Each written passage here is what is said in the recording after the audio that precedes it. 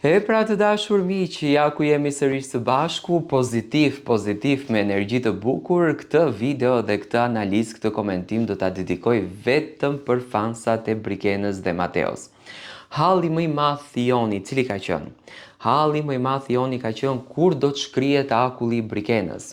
Dhe Brikena filloi që ta shkrije akullin. Puthje, përqafime,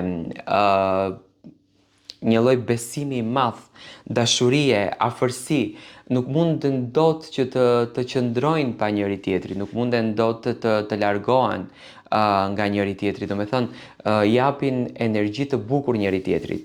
Siç duket, Mateo më në fund, pas 4 vitesh, lodhje, pritje, zhgënjimesh, sepse i kishte mbetur si plak në zemër, do me thënë e ka patur aq seriozisht, sa që Zoti ja bëri që këtë dashurinë e vet, jo që ta jeton, por ta jeton së bashku me publikun. Ajo Brikena e akullt, ajo Brikena e ftohtë, ajo Brikena negative, ajo Brikena që të linte të hamencosh në kokë se çfarë po ndodh me të. Do të thënë dolën aludime të ndryshme që Brikena ka një lidhje jashtë, sot është më e afërt se kur me Mateon. Është më e lumtur se kur me Mateon. Do të thënë i bëri punë një lule dërguar drejt vjerës, që Brikena e zbuti shpirtin dhe u afrua me Mateon. E kemi parë Brikenën më të afërt se kur. E kemi parë Brikenën më të lumtur se kur. E kemi parë Brikenën më të dashur se kur. E kemi parë Brikenën më pozitive se kur.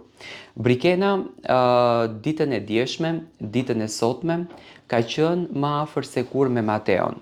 Mateo ka qenë shumë happy, e shoh Mateon me energji të pafundme brenda asaj shtëpie, por edhe Brikenën e shoh shumë happy.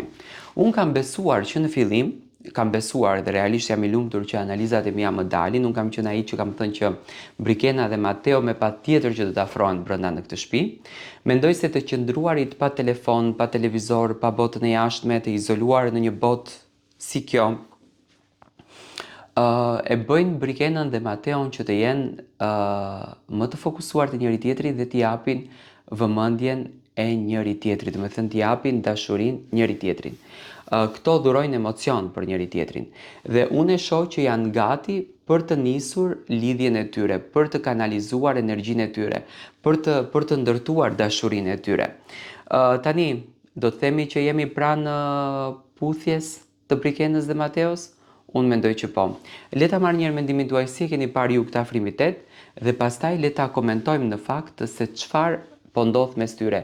Unë mendoj që Brikena është shkrirë më. Brikena ka filluar që të hapën zemrën, edhe ajo ka filluar që t'i tregojnë ndjenjat, do me thënë ka filluar më që të ketë edhe pëlqim, edhe ndjenja që sonte me patjetër do t'jetë në qendër të vëmendjes në prajmin e radhës dhe jam i bindur që do të ndodhin gjëra fantastike në dashurinë e Brikenës dhe